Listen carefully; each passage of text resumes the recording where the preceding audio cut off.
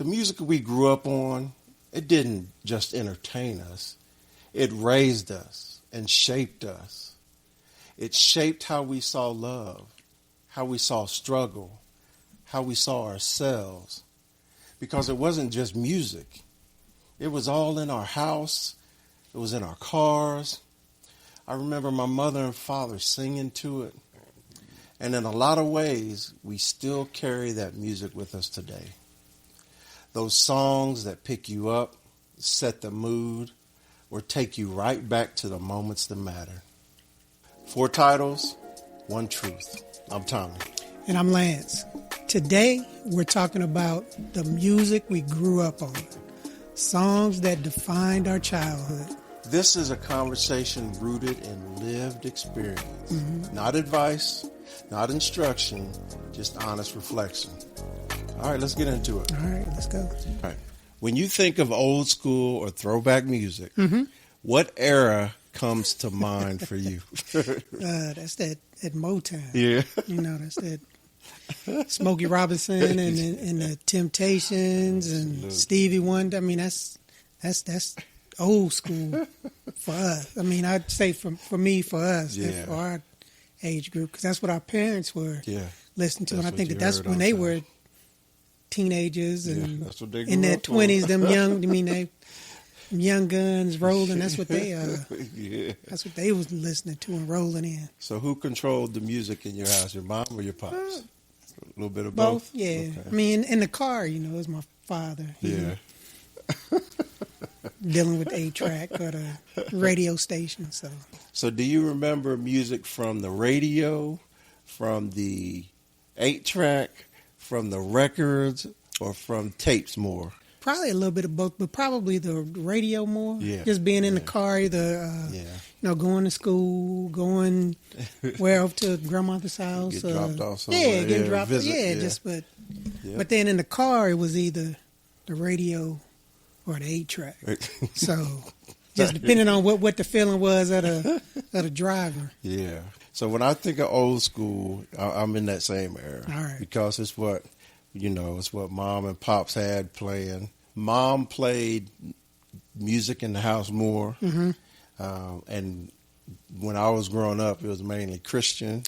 Yeah. So we talking Old Happy Day with the Hawkins family. And then, we had we had Sandy Patty. We had Larnell Harris. Oh. So that's the music that I remember hearing them when people sing Jesus. You know what I'm saying?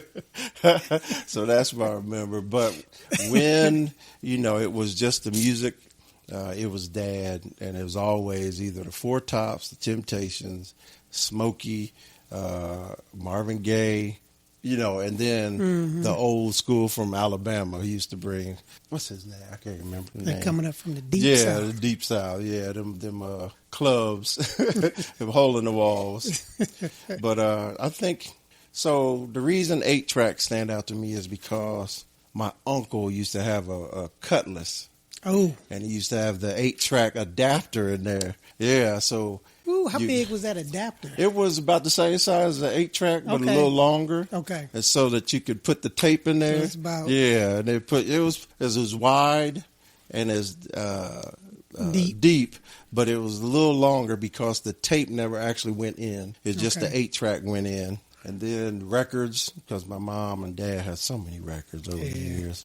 My brother had more records than... Oh, really? Than anything, yeah. Oh, no. And my parents never had 8-tracks. All their cars, when I was around, it was all just radio. Radio. Yeah, in the car. And my dad used to listen to 700 WLW.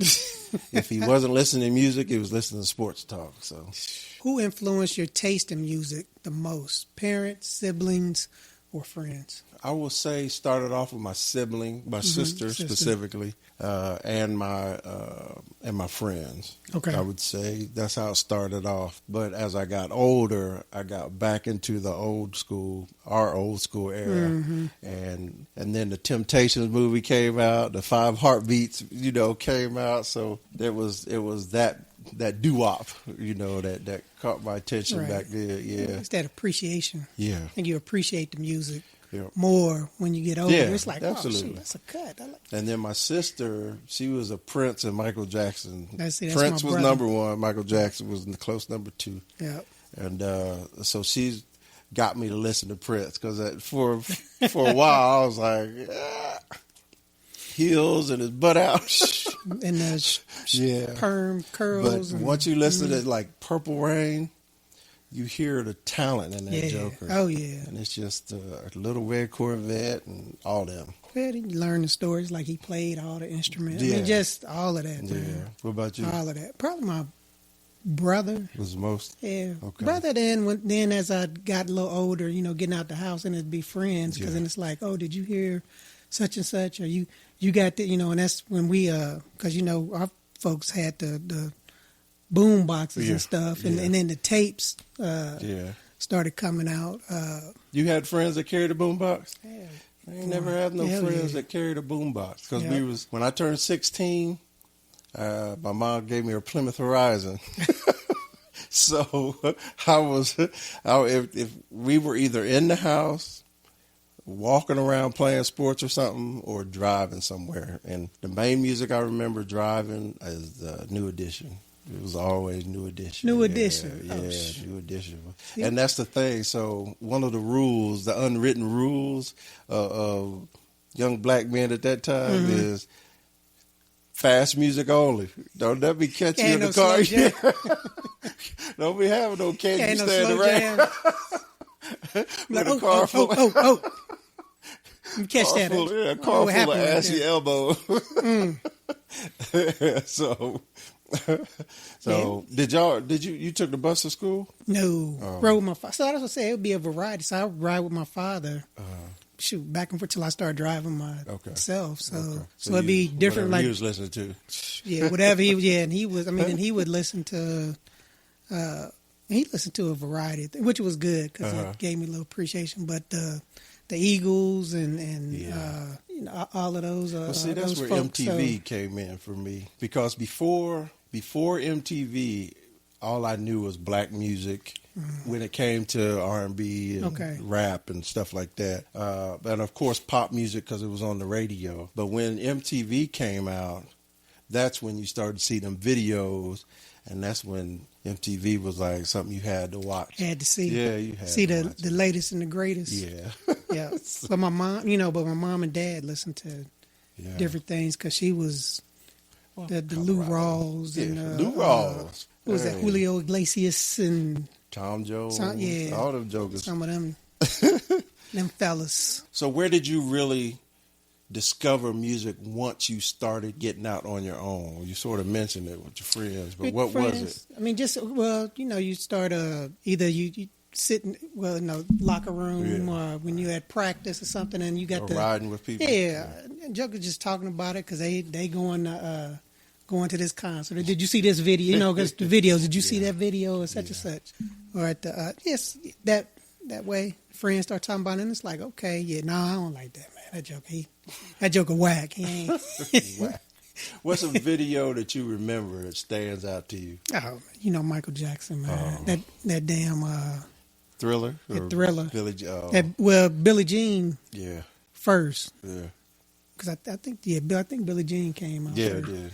Yeah, Billie Jean first, but Thriller because it was just it was prime time. Movie. Yeah, it was prime time. So it was like, oh, shit. The main video that stands out to me after all these years, I would probably have to say MC Hammer. Yeah, he had some. I mean, it was MC Hammer. Pump It Up. Yeah, and that's hard because it was a bunch of videos, man. That joke. Damn, Hammer, boy, when that Joker came out, man. Oh my, smooth. He changed the game. Oh my goodness. Yeah, so that's a. Yeah, I mean that between him and then when LL Cool J, I'm Bad. Yeah, oh in the my boxing God. ring. Oh yeah. Did you ever have a Walkman? Yeah. No, I ain't never had a Walkman. I had the tape, then and the CD. Well, I got the hand-me-down. I think my brother had a CD, and then it was like a hand-me-down that he left whenever he went to. I had a tape thing. So here's what I had growing up. First, I had the simple tape recorder. to where you put the tape in, push the button, you could record on it. The reason that's significant, I'm going to tell y'all some truths that now. So when Bobby Brown left New Edition, Okay. I felt I could step in, man. I'm not joking. So what I did was I would have their tapes, and I'd be singing it all the time, man. Singing it, and I used to be able to sing okay, but I can't do that anymore. But So you was Candy Girl? no, but you know what? What I was really really caught up in is they had a album where they did old school music like Earth Angel. And they did those type of songs, and I used to be singing my butt off on that. It was, couldn't tell me no. I knew I was going to replace Bobby Brown. I knew the moves, you know what I'm saying? And then I felt I could at least sing as good as him. But hey, you ain't got Johnny Gill. Didn't make it. Yeah, oh, we ain't got Johnny. Buster. He be like, they ain't got like, no Buster doing? Johnny Gill like he can sing. No, way better than me. So no, man. I'm just trying to think. Yeah, because in the car, well, my first car had a tape player in it. Yeah. And then that's what, the Chevette, little light blue Chevette with the speaker in the back, so mine the was house maroon. speaker. Oh my God, they used to call me Disco Man because I used to have house speaker. So my sister had a record player with the detachable speakers, and so when I got my car, it just wasn't doing it with the door speakers. So I went without an amp. I just went in there and I took my speaker wire and connected Simple. Connected it was it simple to the then. speaker. Yeah, it was just loud. You had two speakers? Two of See, them. I just had one speaker in the back rattling. I was that guy that drive down, you hear all the words. So I ain't saying we was jamming to Edition. So what song instantly takes you back to being a kid at home with your family? So you hit on it before, man. Billie Jean, but it's not Billie Jean the video. It's when he was on Motown's 25th. Okay. Oh, I remember when he hit that moonwalk. Yeah, it was Ooh. everybody. My dad, my sister, my mom. We were all there watching it. So when I hear Billie Jean, I think of that. But the most fun memory of music is Thriller, because we was waiting for the MTV premiere, and I told you I had a cousin named Mark Howard, and he lived diagonally from me. Okay. So he was on the other block. We were all waiting for the MTV premiere, and that joker showed up, right? And so we go through the video, and you remember when they start to dance? That joker, Mark, he was like, "Is that Natty? Look at Natty." My mom's name Natty. He was like, "Look at Natty out there." And I just remember that so much. And I recently got back in touch with my cousin Mark, and I said, "Do you remember this, man?" And he was like, "I think so, man." And the more I talked about it, the more I remembered. But I think that that Thriller video, my dad wasn't there. He was at work. But it was me, my sister, Mark, somebody else was there, but I don't remember who. But it was just a blast. Even Mom just sitting there laughing.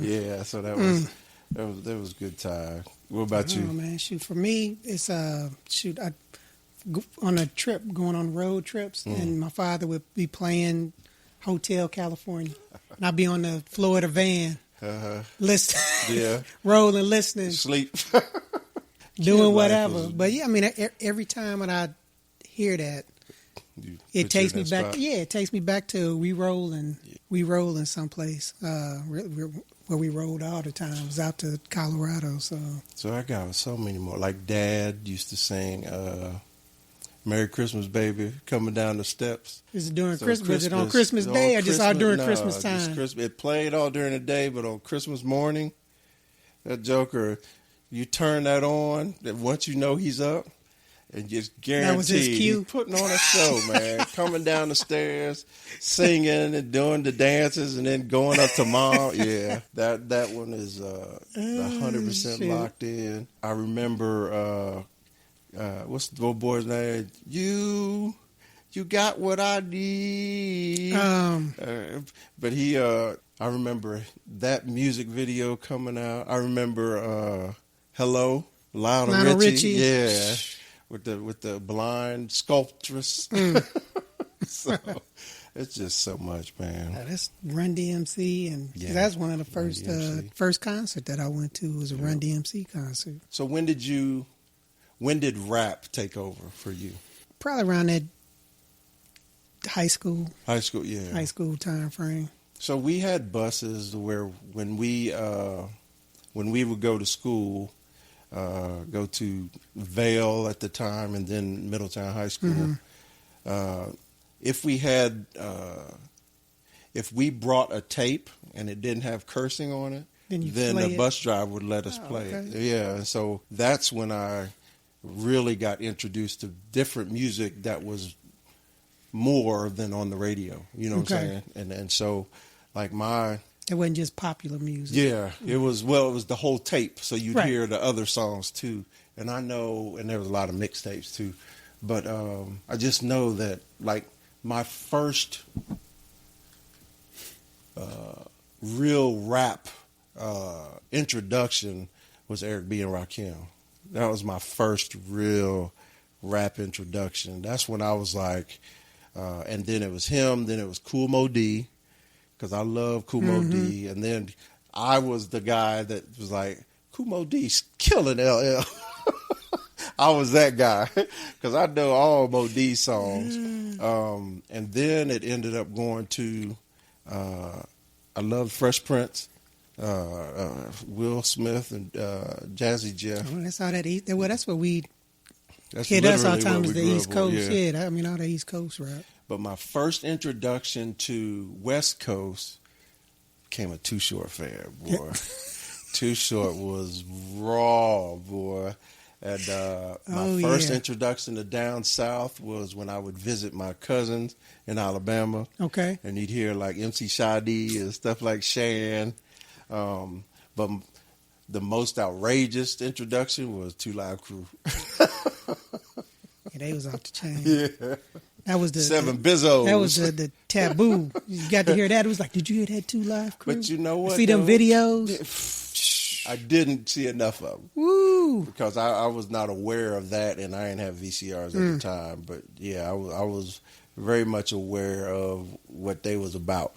So I was still a little young on that one. And then when I got of age, you know, the military, it's just you hear a little bit of everything. And then that's when I think the military is when I really started to shape what I liked. What you liked, yeah. Because it you know, I don't know if a lot of people remember, but music was regional. Yep. Yeah, so there would be I played a song the other day, 112's A Letter. Okay. Yeah, Nikki never heard that song before in her life. Really? Yeah, and I'm just like, it's amazing how regional music used to be. But that's when I started to, high school is when I started to get into R&B. You know, Keith Sweats, you know, the New Editions and all that. And then after I was in the Army, Genuine came out, you know, and Tank, please don't go. So that's when I used to, I started to shape myself. Like, did you ever have recordings on your voice? Oh, yeah. On the tapes, off the radio. Because, you know, you either do the Quiet Jam? Yeah, Listen to the Quiet Jam. So you taping the Quiet Jam, and you'll tape the countdown. Beep. Yeah, and you're trying to get it right, you know. You'd be like, stop talking. Yeah. Trying to cut it right. And the way I used to try to do it, I used to try talk, and then as soon as I finished, can you know, like catch it on the spot. On your, on the answer machine. Yeah, on the answer machine. Oh, yeah. Remember on the answer machine, too. Yeah. Did you know how to edit tapes? No. I used to. That's a lot of work, boy. It is. You used to pull the tape apart, unscrew the edges, pull the tape apart, and then you have to listen to what you want, and then clip it. And then you put a piece of clear Scotch tape, a small piece of clear Scotch tape to connect it back together. And then you go. That's a lot of work, boy. But, Jay, that's a lot of work, but my voicemail was on fire. On fire. You can have a piece of my love. Jamming. All right. Oh, my God. So let me ask you this. Looking back now, how did the music you grew up to shape who you became? Can you draw a link to how music has developed in you as an adult? I'd say, I mean, biggest, I mean, it's I'm always open. Yeah. You know, I guess it made me open to hearing new Good things. music. Yeah, Yeah. trying to, Find a new accept, favorite. find it, and accept, like everybody likes to like country. Like I like a little country Yeah. sometimes. I like a little rock and roll. I like a little rock. Yeah. I mean, it just Yeah. it depends. So it helped me to go, okay, Yeah. I would say want to try to correlate it, be a little more flexible with things. Like everybody gonna be a little different. And It's Yeah. just like some music and shit. Yeah. You can always find Something. Yeah. in whatever genre it is. Agreed. And so, Agreed. To me there's a baseline of good music, and it can touch from anywhere. Yeah. Because I look at it this way. So the 60s, the mid 60s and before, right? The old school music, I believe that there was pop, strong pop, and then R&B influence, right? There was straight R&B or R&B pop-ish, right? right. But there was a separation between the two. Then in the 70s, can't lie, man, them white musicians, their jokers started to hear R&B, and so they started to take that sound, and a lot of them didn't do so great, but some of them were just like staples. It's like the Michael McDonald. Oh, and, yeah. I'm trying to. What was the other? That I didn't even know that it was a white dude singing the song. Yeah, you talking about what's his name? I thought it was Bobby. Song. I can't. I don't know. But do you see a direct line to how music has affected you and helped develop you as a man or as a person? I say, I mean, like I said before, I mean, it's made me, I guess, more open to accepting new things, learning new things, giving things time, trying to see the best out of everything and everyone's, different situations and stuff. I mean, I would say that just because it's just it was one of those things. It's dependent, and it's one of those things where it's like depending on the situation. Like that's what you that's what you're listening to. Okay, that's what we're gonna do. This is gonna give me hype. Yeah, or this is what I need to try to set the mood. Like before a game. Yeah. So I mean, so different. I guess different things like that, and I because I'm not a huge. I wasn't a musical person. Yeah. I didn't play an instrument or anything like that. Like my kids both can play instruments and shit. Really? I'm like, man, I wish I would have learned to play the piano or play the saxophone or whatever. I was in band when I went to Middletown Christian. And the first thing I wanted to play was the trombone, man. Because it was just smooth, man. I like the... and honestly, that's the only thing I could do. So check this out. My drum teacher came to me one day. He was like, so what do you think about the trombone? I was like, I like it. It's fun. He was like, have you ever considered the drums? People want to start off on the drums and stuff. He's like, he tried to move you. He's like, you got to get off of that trombone. It's not. Yeah, he told me to go. And then I got me a snare drum, and my dad never forgive me for that. Well, I used to be. I could play the drums, the snare pretty good, but I never really learned how to play a set of drums. And that's a different beast. So, and then my music talents ran out. I don't really think that I can say music shaped me as a man because there were so many other relevant, like my dad, uncles and so forth. So I don't think music shaped me, but I do know that I evolved with the music. Like I said, in the beginning, it was old school. We're talking Temptations, Four Tops, like you said. And then I remember I started to learn and hear what the younger people were listening to in that era. When you would finally get out the house and you'd hear the Al Greens, Teddy Pendergrass, and you'd hear like singing. And people can really sing. Blow. And then, and so like that was cool. But then when I got to an age where I controlled the radio, that's when we're talking rap was finding itself, Public Enemy, X-Clan. Those are Big Mike. Those are the type of the music I was playing, but I was still playing R&B. Well, this thing is like you can never get away from it because they, especially if you listen to rap, they sampling it. Yeah. So you'd be like, ain't that? Yeah. A lot of people don't even know where that song came from. Yeah. And then rap sort of got away from me for a while because it was the life that I was living. I didn't fit no more in some of that stuff, you know what I'm saying? Because there was a time when they was talking about real life in the streets and all that stuff, but I wasn't in the streets. I was in the R&B.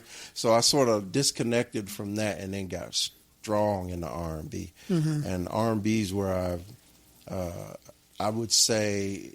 That's where you living. If you look at my Apple Music, I'd probably say 85% R&B. I'm talking over the decades, and then that 15% is probably hip hop, and that's also over the decades. But I do know that there used to be a time when I would use the music to try to find out what I'm feeling. You know what I'm saying? Not find out, but try to relate.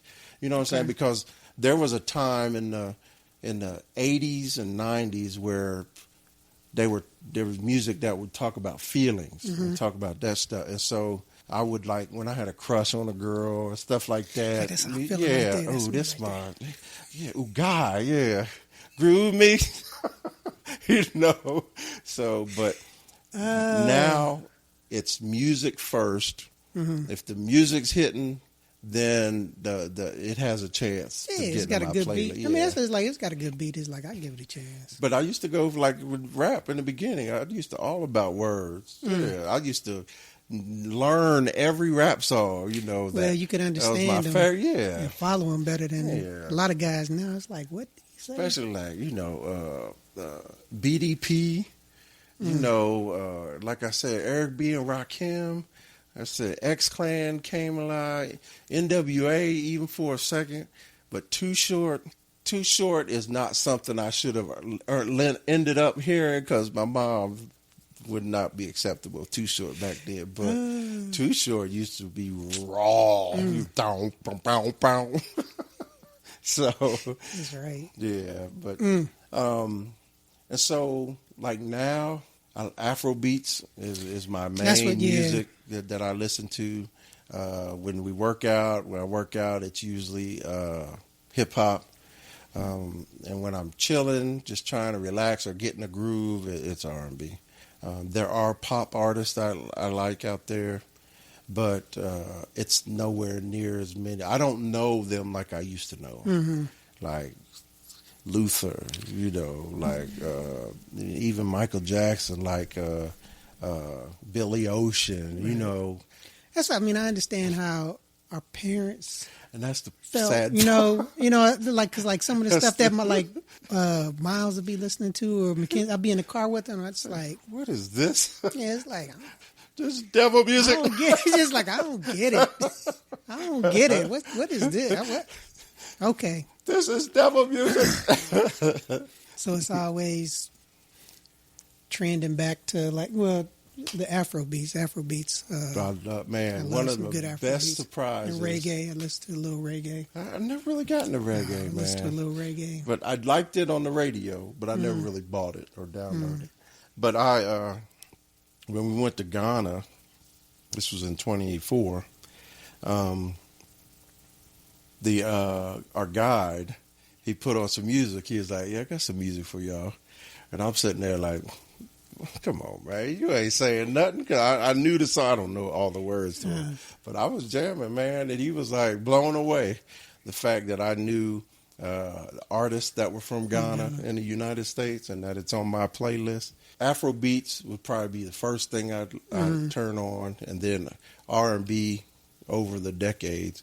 Because the new R&B, it's every once in a while I find something that grooves, but it's not. A little old. I mean, because I listen to the yacht rock. Oh, yeah. Rock, Oh, yeah. Nikki love. Yacht rock. But at the same time, man, the Bee Gees. Oh. Hey, man. And, Some hey. good songs, man. Saturday Night Fever. If you ain't watched Saturday Night Fever, there's something wrong with you. That Joker, but the Bee Gees, I love the Bee Gees. I mean, it's like all of I can appreciate all of those songs, even though like those were all on when we were growing up. Yeah, but didn't really pay attention to them, you know. So well, like you said, unless your parents played it, and then when you got out the house and you were in charge, it was what's now. It's what I'm listening to. Yeah, listening to none of that. But that was it, man. That was. Loved it. Music just doesn't stay in the past. It shows up in how we think, how we feel, and how we remember. Think about that one song for you. And here's what we want you to do. Share this episode with someone who grew up with you or someone who knows your story. Yeah. Because they might hear something in this that reminds them of you. All right, so join us next time so we can do what we're going to do. We're going to keep the conversation going. All right. There it is. Yeah, come on back. All right. Holla.